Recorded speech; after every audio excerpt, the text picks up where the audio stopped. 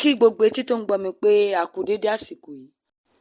Ọ̀run ṣíṣí orí ìrìn ni èyí, ọ̀run ṣíṣí ti ojoojúmọ́ tí alábòójútó gbogbogbò ìjọ Ìràpadà olùṣọ́ àgùntàn Adébóyè kọ. Èní ni ọjọ́rú 20 oṣù kẹjọ ọdún 2025. Àkọ́lé ọ̀run ṣíṣí tòní ni o lè kún sí apá kẹta. Àkọ́sórí wa taríwe orin Dáfídì orí 42 ẹsẹ̀ 7, èyí tó kà báyìí wípé: ibú omi ń pe ibú omi nípa híhó omi sísàn rẹ̀ gbogbo, rírú omi àti bíbì omi rẹ̀ bò mí mọ́lẹ̀. Ẹ̀kọ́ náà ń tẹ̀síwájú lọ báyìí. Lónìí, mo máa parí ẹ̀kọ́ yìí nípa sísọ̀rọ̀ lórí ìtẹ̀ba. Olùṣọ́ àgùntàn Adébóyè ni wọ́n ń sọ̀rọ̀ níbí. Atẹ́gùn tí a fọ́n pamọ́ sínú táyà máa yàtọ̀ sí ara wọn ní ìbámu pẹ̀lú ẹrù tí ọ̀kan bá yẹ kó gbé. Fún àpẹẹrẹ, afẹ́fẹ́ tó wà nínú táyà kẹ̀kẹ́ yàtọ̀ sí ti táyà ọkọ̀ ayọ́kẹ́lẹ́.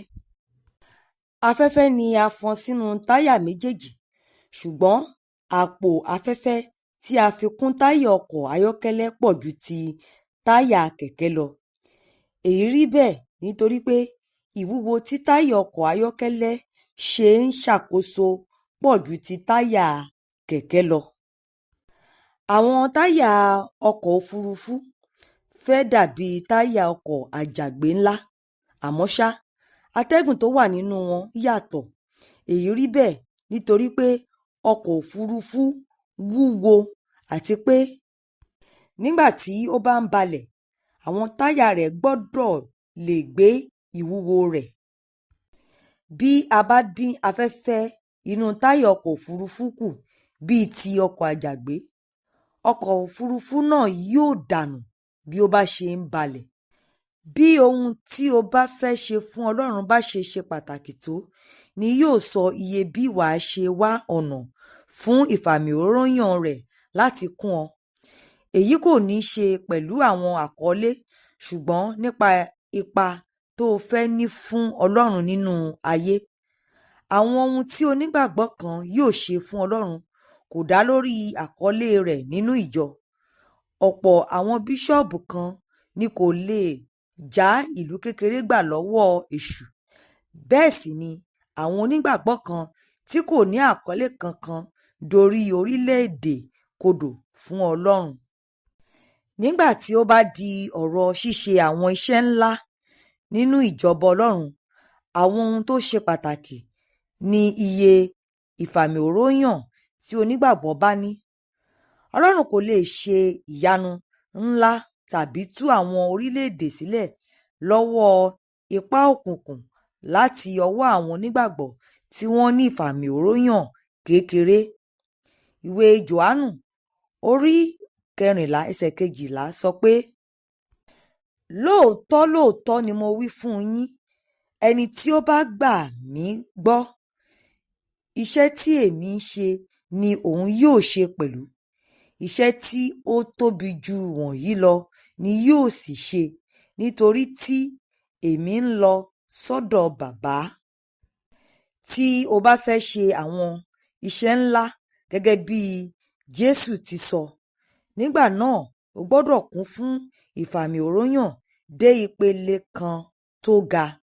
Bí o bá ṣe fẹ́ ṣe iṣẹ́ tó nínú ìjọba Ọlọ́run ni ó yẹ kó o pinnu iye ìfàmìróróyàn tí o fẹ́ ní.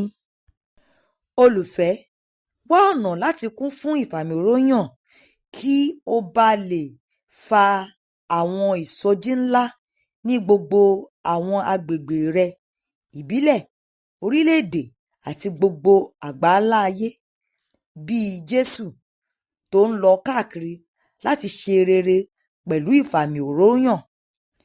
Ìṣe àwọn Àpọ́stólì orí 10 ẹsẹ̀ 38 sọ pé: àní Jésù ti Násárẹ́tì, gẹ́gẹ́ bí Ọlọ́run ti dá ẹ̀mí mímọ́ àti agbára lé e lórí, ẹni tó ń kiri ṣoore, ó ń ṣe ìmúláradá gbogbo àwọn tí èṣù ti pọ́n lójú nítorí Ọlọ́run wà pẹ̀lú rẹ̀. Mo gbàdúrà pé Ọlọ́run yóò kún ọ sí pẹ̀lú ìfàmìróyàn rẹ̀ kí o lè ní ipa lórí ayé pẹ̀lú ìhìnrere rẹ̀, kí o sì lè gba ọ̀pọ̀ àwọn ilẹ̀ fún ìjọba rẹ̀ ní orúkọ Jésù. Ka Ìṣe àwọn Àpọ́stólì orí 4 ẹsẹ̀ 21-23. Bíbélì ní ọdún kan. Ìwé Jeremáyà orí 50. Kókó ìṣe. Wá ọ̀nà láti kún pẹ̀lú ìwọ̀n ìfàmìróyàn tó pọ̀ sí i kí o lè ṣe àwọn ohun ńlá jùlọ nínú ìjọba Ọlọ́run. Ẹ ṣé tí ẹ tẹ́tí sí Ọ̀run Ṣíṣe Orí Ìrìn ti òní. Tí ẹ bá fẹ́ darapọ̀ mọ́ wa láti máa pín Ọ̀run Ṣíṣe Orí Ìrìn lórí ayélujára, ẹ tẹ àtẹ̀jíṣẹ́ Ọ̀run Ṣíṣe Orí Ìrìn sí 0800554 kí ẹnìkan kó ké hallelujah.